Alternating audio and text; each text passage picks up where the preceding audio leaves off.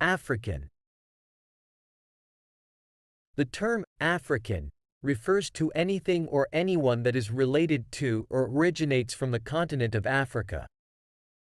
It can be used as an adjective to describe people, cultures, languages, or anything else that is associated with Africa.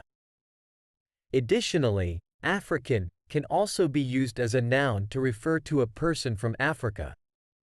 Here are a few examples of how African can be used. 1.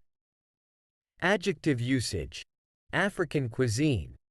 This refers to the food and cooking styles that are typical of Africa, such as dishes like jollof rice, injera, or bobotie. African wildlife.